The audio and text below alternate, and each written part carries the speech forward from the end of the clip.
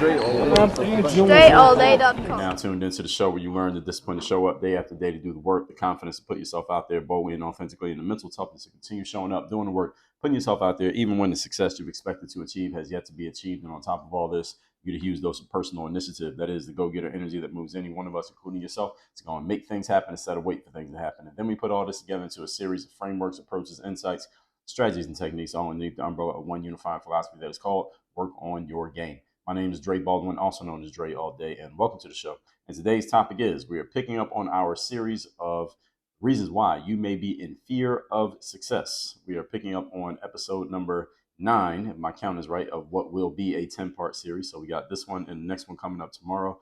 And this will conclude the longest series, at least as of this recording, in the history of the Work on Your Game Masterclass. But we call the whole show a series. And this is the longest series ever in the audio space, at least as far as I know. Maybe somebody got me beat, but I beat them. And so they're going to get tired. But before we get into picking up on this, let me give you a couple housekeeping things. Number one, daily motivation text. This text goes out every single day, at least it traditionally has. As of this recording, we still don't have that going again, but it will be going again. That's why I still keep mentioning it.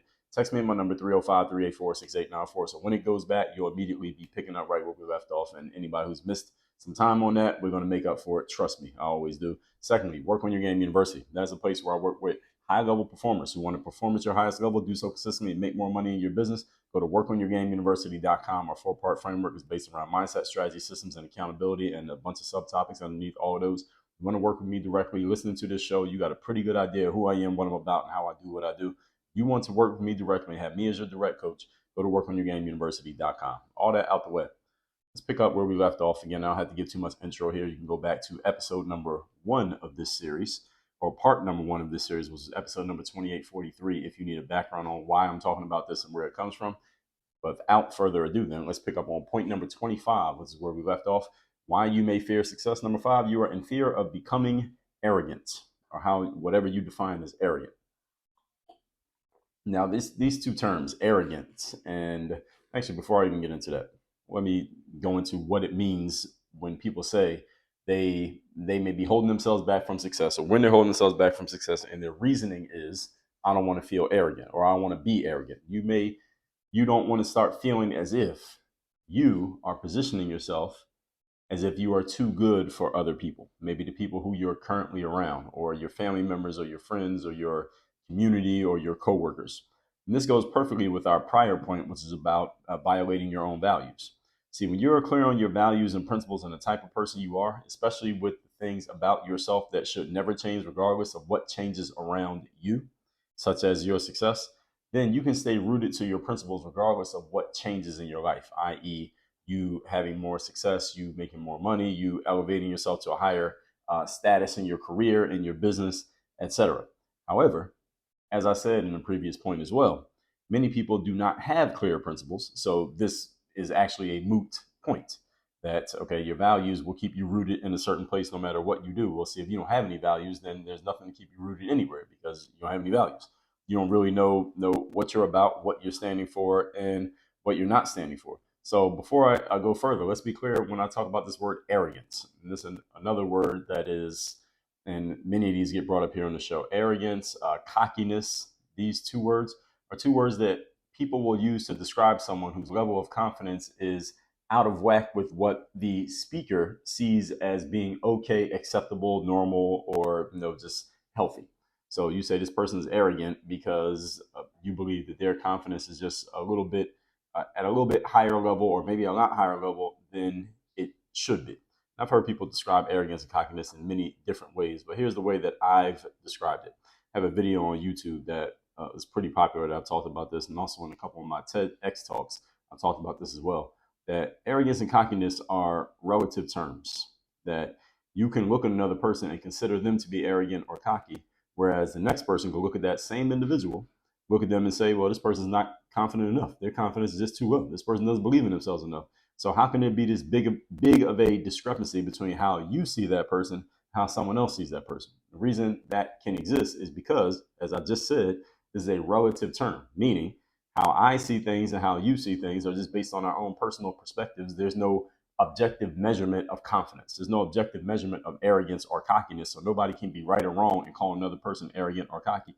regardless of how you can describe it or the supporting evidence you may supply that allows you to or positions you to have the opinion that you have. It's always going to be a relative term, even if everybody agrees on that a certain person's cocky or a certain person's arrogant. Just because everyone agrees does not make it a fact. It makes it a widely held opinion. And there's a difference between the two. So this whole thing with arrogance and cockiness, and this is what I said in a YouTube video I did maybe 10 years ago, is that when your level of confidence or your perceived level of confidence, because again, confidence can't be measured. You can't objectively measure someone's confidence, like you can measure someone's weight or their height. So your perceived level of confidence, when it's a lot higher than what the person who is perceiving you sees as okay or acceptable or normal, or maybe what they would do, then they may choose to put a negative label on your confidence because it allows them to feel better about the fact that your level of confidence seems to be way higher than maybe what they think it should be for whatever reason. Maybe because it's relative to them, maybe because they think maybe you're not as good as how you maybe conducting yourself, or whatever reason. Who knows what the reason may be? We're not even going to get into that here today. But when someone calls you arrogant or cocky, or you are telling yourself that you don't want to be arrogant or cocky, what you're really doing is projecting what you think other people might think about you, and you're playing defense against something that didn't even happen. So you're kind of driving with your emergency brake on, is what I call this.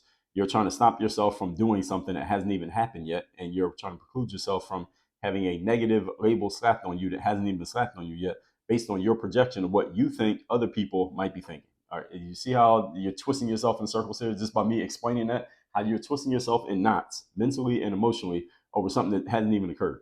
And even if it did occur, let me let you in on a secret or remind you of something that's an open secret. You can't control what other people think. First of all, you don't know what other people are thinking. You are only thinking what they're thinking. You're guessing what another person is thinking. Even if someone tells you what they're thinking, they could be lying to you. But have you ever had somebody tell you something that you knew was a lie or that you believe was a lie?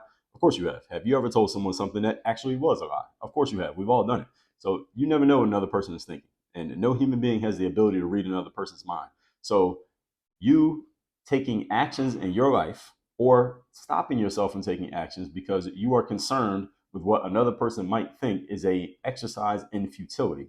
Because again, you can't control another person's thoughts, and you don't even know what another person is thinking. So you should never make decisions based on other people's thought patterns, because who the hell cares about their thought patterns? Now, the only exceptions to this would be something like if you're running some type of political campaign and you're trying to get votes. Well, you should care what other people think, because their thoughts are probably going to lead to how they vote. And if you want to win, you probably need to get their thoughts to be favorable with regards to you. So in places like that, where people's subjective thoughts and then their subsequent actions may control your outcomes, sure. But in other places, and what I'm talking about here generally is just what people think about you, or what, more specifically, what you think they think about you, doesn't matter at all. Because again, you never really know. And secondly, even if you did know, who cares? You can't base your actions in life around what other people are thinking or what you think other people are thinking, because there'll always be somebody who's going to think something that, if you took it to heart, would mean you need to do something different. Well, maybe you don't want to do anything different. Maybe you should just condition yourself. And I would suggest this, to say, well, to hell with what another person thinks. And even if that person is one of your peers, your coworker, your family members, someone you grew up with, someone you used to be equal with, but now you're way ahead of them, and they're thinking something negative about you, or at least you think they're thinking something negative about you because you're so much further ahead than them. Well, hey, that's their problem. That is not your business. As the saying goes, what another person thinks about you is not your business. And it isn't your business for the reasons that I've already told you. Number one, you don't actually know what they're thinking. You're just suspecting what they're thinking. And number two, even if you did know what they're thinking, what you want to do about it? Has any of you ever successfully changed another person's thoughts? Now, you may think you have. You can influence another person's thoughts. That's not the same as changing them. The only way someone's thoughts can change is by their personal choice. They have to choose to change their thoughts. You cannot change another person's thoughts. You can influence, you can suggest, but you can't change it. There are people who listen to this show who tell me the things that they have done differently, or how they have grown themselves or adjusted themselves in some way based on the fact that they consume my material, whether the written material, audio material, video material. And I appreciate that and appreciate the feedback. And we absolutely use it for social proof. If you like to see that, go to alldreallday.com. You can see a lot of social proof we have, more than you have time to read or watch.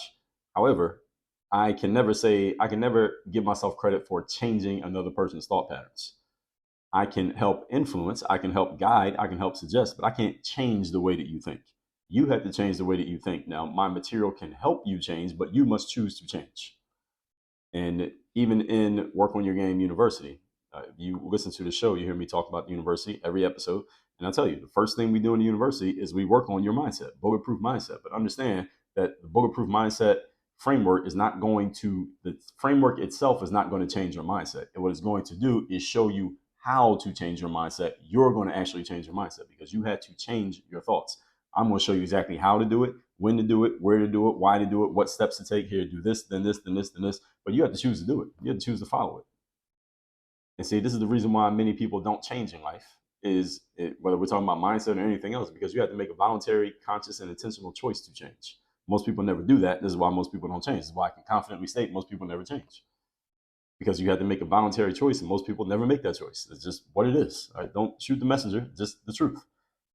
What you need to understand here is not really about other people. What you need to understand is about you, and make sure you're not one of those people who never changes. That's what you should do, because you can't change everybody. All right, there was only one Jesus as far as I know, and Jesus tried to save everybody, and even he didn't do it. All right, so unless you have that level of ability, all right, even with that level of ability, you couldn't succeed. Jesus couldn't even do it. So who are you? What are you going to do? So your job is not to change another person's thoughts. So this whole concept of arrogance, this is something that, again, I talked about from a basketball angle back in that video. I was using basketball as the frame, but you can apply it to any aspect of life. It's a relative term, and again, often used by people who see your self-assurance or your confidence as out of whack for what they think you should have for whatever reason. Again, maybe they're comparing it to themselves. Maybe they're looking at you and they think maybe you're just not that good, whatever. And I've had these kind of things thrown at me for years because I've been online for 20 years. Saying the things that I've said, and any of you who's followed a good amount of my material know that I will step on some things that most people are afraid to talk about. And I've gotten all kinds of these kind of things thrown. I got people call me arrogant, you're cocky, you're this, you're that. It was all in the eyes of the beholder. And I only got two eyes. All right? What you see in your eyes is not my business. Whether you like it, whether you dislike it, whether you are neutral, whether you don't care at all, none of it is my business. And what other people see in their eyes is not your business. So when you fear becoming successful because you think you will become quote unquote arrogant, which is again your projection of what other people think, you're only talking about what you're thinking about yourself, not what anybody else thinks of you, and you're using other people as a canvas, as an excuse for that thought. Because if someone calls you arrogant and you disagree, then what? What do you do? What if somebody tells you that you're arrogant and you don't think you're arrogant? Are they right or are they wrong? What does that mean? What would you do? Would you change how you're being because somebody else called you arrogant and you don't agree with them? Again, it doesn't matter then, right? So it shouldn't matter now, all right, before it even happens. Point number 26. Today's topic, once again, is why you are in fear, possibly, of success. And we're going over the reasons why this could be. Point number 26 is that your weaknesses will be exposed. This is a good one. This point is a good one and a substantial one, because the reason why this is a substantial point is because every human being has weaknesses. Every human has weaknesses. Now, some humans' weaknesses are more obvious to see than others. Some humans are more open about their weaknesses than others. And some humans' weaknesses are more exploitable than that of others. And also, some human beings are good at, the more self-aware someone is, the more aware you are of your weaknesses, maybe the better you can position yourself to where the weakness doesn't matter as much. Or you can use the weakness basically to your own advantage, depending on how you position yourself in life. So the whole point being, everyone has weaknesses. So when you become more successful, usually that what comes with success is more visibility. You're more known, you're more seen, you're more obvious. People notice you more when you create more success. Success just draws attention. And since you have weaknesses, this one is a real one. This one is not fake. This is not a perception. This is a real thing. Because the more successful you are, the more you will be seen. The more you're seen, the more you are being exposed, period, positively or negatively. And because you have weaknesses, then your weaknesses may become more viewable and visible to other people. So this one is 100% real and 100% true. We've already discussed in many points throughout the series. As you become more successful, again, you have that spotlight on you. And it may be a bigger or smaller spotlight, depending on what type of success and who gives a damn about that success and who you are. All that combined equals more scrutiny. More success means more scrutiny. And whatever weaknesses you have, they probably will be more noticeable by more people simply because there is more attention on you because of your success. Your possible weaknesses can be held under a microscope, possibly. They will be exposed, noted, talked about, thrown in your face, maybe even used against you.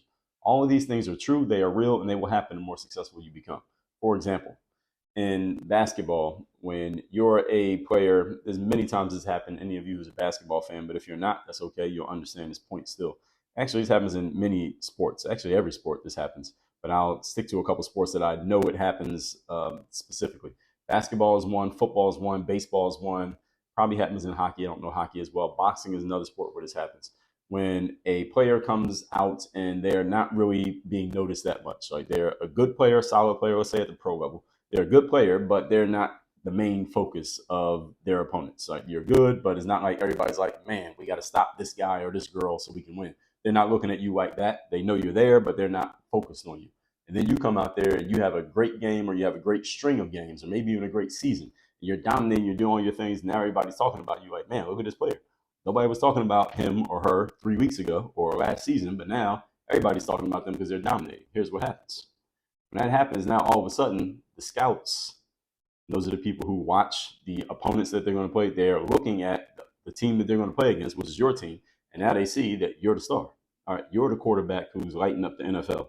You're the basketball player scoring 30 points a game. You're the boxer who's knocking everybody out. Now, and again, 3 weeks ago, nobody was really thinking about you. But now, because you've been so good in your performance, i.e., your success, now you got a spotlight on you. Now everyone notices you. Now you're not sneaking up on anyone. Now everybody knows your name. So what happens? The scouts for your future opponents, now everybody's watching you in detail. Now they put you under the microscope. Now you have a spotlight on you. And guess what? Any weakness you have, now they're going to know about it. See, you had those same weaknesses 3 weeks ago, but nobody notices because nobody was giving a damn about you. But now, because of the success you've created and the visibility you have drawn to yourself, now every weakness you have, now they notice it. Now people are going to start picking that apart. Now, the next time you play against those same teams, now they know your tendencies, so now they're going to start using those against you. Now they know your weakness, so now they're going to start sending you towards the weakness. So they know your left hand is not that good at dribbling, so now everybody's sending you to your left. You can't beat them going to the right anymore. Now they know that you can't read a zone coverage on defense, so now they're going to disguise the zone coverage and force you to throw incomplete passes and interceptions and get sacked. See, now they notice that. Now they know your jab's not that good, so they're going to take away your power punches and make you throw the jab that you can't win with, and now it's going to be harder for you to win fights. So now, because you've created that success, it actually starts to work in a way against you because now everybody's focused on you. Now, what do you need? Now, first of all, you got to keep developing your game. You got to keep working on your game because if you just keep showing up with the same game you had before, it ain't going to keep working. Like, take someone like Michael Jordan, for example. He came into the NBA, was a dynamic player, came in out the gate, rookie of the year, dominating. But people realize, okay, well, Jordan, if he goes to the hole, he's going to destroy us. So we got to keep him on the outside. Don't let him drive to the hole, make him shoot from the outside because he wasn't a terrible shooter, but he was better at driving than he was at shooting. So what did Michael Jordan do? He had to develop that part of his game so that shooting was not a weakness anymore, so that he could still be the dominant player without being able to do the main thing that he started off doing because the scouting report got adjusted for him. And what happens a lot of times in sports is when the scouting report adjusts and puts more focus on one guy, that one guy can't maintain that level of performance. That's why the superstars are so few and far between, because when you have a target on your back, think LeBron James, think Tom Brady, think Serena Williams, think any sport where to think of Floyd Mayweather. Everybody's watching you. Everybody's looking at you in detail, trying to find any little weakness that they can use to beat you because everybody's trying to beat you because you're the main person. And you can stay up there and still keep beating everybody despite the fact that everybody's trying to find a weakness to exploit and you still win anyway. That's what makes you a superstar. And that's why those people whose names I just mentioned, all of you can picture what they look like. You know exactly what sport they play and why they're great is the reason why I just told you, because very few people can do that. When everyone's trying to find a weakness in you and use it against you and you win anyway, that means you got to be pretty damn good. And that takes a ton of mental toughness. When the scouting report in the sports world, what we call it is the scouting report is all about you. That's what they say. That's the saying that we use. That it's a whole different ball game when you are sneaking up on everyone and nobody even was thinking about you and you have a great game. Then when the scouting report is all about you, everyone is focused for the whole week on how we're going to stop you, and you still have a good game. Oh, that's a whole different level. Okay, everybody following me here? Okay, so because those same weaknesses that existed when you were nobody They still exist when you become a somebody. Difference is just more people know about them. All right. The more successful you become, again, those weaknesses, you can continue to work on your game so that they're no longer weaknesses. Hopefully, you close those gaps before your opponents open those gaps up and make them into wide, open canyons. Right. In basketball, again, you're the fifth or sixth player on the team. You score a bunch of points. That's cool. But when you're the number one person, everyone knows. Let's see you score a bunch of points then, because the whole other team is setting up to beat you. The best player usually has the full attention of the opposing team before the game even starts. So they know that you are a good athlete and you drive to the hole and you dunk on people. They're like, all right, don't let this guy, let him do whatever he wants. Don't let him dunk. All right, don't let him go to the hole. Let's see what else he can do. All right, so you always got the scouting report about the team's best player, because that player is the one the other team says if we stop them, we can win the game. Can you still have a good game then? See, it's much harder then. All right, when nobody's paying attention. So it becomes this game of whack-a-mole where you got to take care of your weaknesses before your opponents do. This can become a source of distress, meaning your performance goes down because now you got all this attention, or it can be a source of eustress. You can use this as good stress. Okay, now everybody sees that my left hand is not as good as my right hand when I'm dribbling. So guess what I got to do? I got to develop my ability with my left hand so that this is no longer a weakness. They say I'm not that good of a shooter. Okay, and become a better shooter. So this is no longer a weakness. So you can close up those gaps and look at that as a positive challenge, or you can look at it as, oh, well, I can't do my thing anymore, so I might as well just curl up and do nothing. And this is a choice. Point number 27. Today's topic, once again, we are talking why you may fear success. Number 27, could you no longer be authentic? Maybe you're just not real anymore because you're successful. And this is one that is really rooted in mindset. All of these are rooted in mindset, but this is a deep rooted mindset thing. It's really about your confidence in yourself and who you actually believe that you are. Because a lot of people's consciousness and their self-image is rooted in your averageness, your below averageness, your just being one of the guys or one of the girls. So for you to become wildly successful, guess what? You're no longer average. You're no longer one of the guys or one of the girls. You're above them. And many people can't maintain their success, or they choose not to maintain their success because it would mean separating yourself from everybody else in the group. And a lot of people don't want to be that person, so they rather hold themselves back and not separate by actually showing their full ability because they're more comfortable in that space. That's their comfort zone. I'll give you an example. There's an author by the name of Ibram X. Kendi. I mentioned him a few times. Did a full series on one of his books. He wrote a book called How to Be Anti-Racist, which I was not in agreement with many of the conclusions that Mr. Kendi came to in his book. And I covered that in episode 1788. I did a 4-part series on it if you would like to hear those episodes. But there is one thing specifically that Mr. Kendi said in his book that I did agree with. I didn't disagree with everything in his book. I disagreed with about 60% of it, but there was a good amount, and there was some that I was neutral on. There was maybe 15 to 20% that I agreed with, and this is one of the 15 to 20%. He talked about how at one point he moved into this, I think he was studying at Temple University, which is in my hometown, Philadelphia. And while he was studying at Temple, he moved into an apartment in this rundown ghetto area of Philadelphia, basically in the hood, deep in the hood in Philadelphia. And he had told himself, consciously he thought to himself, okay, now I'm getting the quote unquote real Black experience because I'm here living in the hood and living in the ghetto. And he came to realize, and he wrote this in his book, that this is a poor way, is an unhealthy way of framing what it means to be Black. Like living in the ghetto and living in some rundown neighborhood does not equate to Blackness. And he basically checked himself. He talked about in the book how he checked himself on that line of thinking. This I agree with.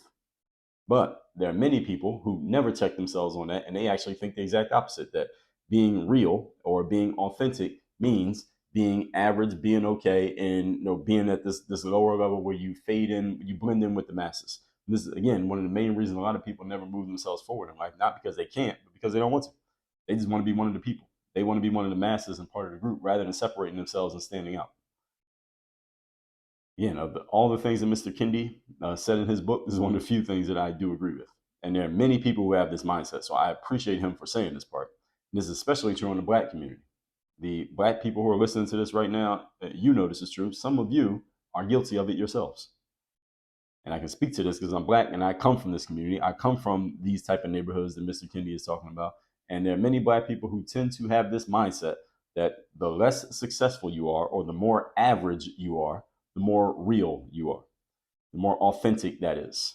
And as you become more successful, you lose a bit of your realness and your connection to where you come from, because you are so different from the people who are still there, the people who maybe came up with you, but they stayed back and you moved ahead. So you're not as real anymore because you're not there anymore. Tupac has a line in one of his songs. Tupac has a song called I Ain't Mad At You. He has a line where he says, so many questions, and they ask me if I'm still down. I moved up out of the ghetto, so I ain't real now. He says it as a question, like, I'm not in the ghetto anymore, so what? That means I'm not real anymore just because I don't live in the ghetto anymore? And again, it's a legitimate question. That song came out 25, almost 30 years ago, and this is the way that a lot of black people have thought. Now, if you're not black, I don't know what happens in your culture. You can fill in that gap, but I know it to be true in the black community. So this is the case, and it's a very important thing that as you become, when people have this mindset, as I become more successful, I lose some of my authenticity, because many people start in one place in life and they die in the same spot. Again, how many different angles have you heard me talk about that? People become one type of person and they never grow, they never get better, they never change in any way, positively or negatively, except they just get older, fatter, and uglier, as I've always said, in a tongue-in-cheek type of way. So is it true that people who come from average and below average circumstances, it is true that, people who come from average and below average circumstances, the more successful you become, the further away you will move from where you started. This is true. I come from a lower middle class background. The more success I've created, the further I move away from the people who are still in that environment, or still have the mindset of that environment. It is 100% true. The better I get, the further away I move from those people. But my authenticity has not gone away at all. Even though I'm not there anymore, even though my mindsets have changed drastically from where I come from, I'm still my authentic self, because here's the reason. My authentic self has nothing to do with where I started at. My authentic self is about who I am as a person. Who I am as a person is a person who is always growing, developing, evolving, and getting better. All right. So even when I was in that lower middle class space, I was a person who was growing, evolving, and getting better, which meant it was only natural that I moved up out of that space and moved into a better space. My authenticity hasn't changed at all, even though I am in a different neighborhood, different places, hanging around different people, have different luxuries, access to things, different resources. Wear these suits now. It's a lot different than where I came from 20, 30 years ago, but I'm still the same authentic person. And the authenticity of me as a person is about who I see myself as, not who other people think I should be. That's the key. That's the key point that you need to get.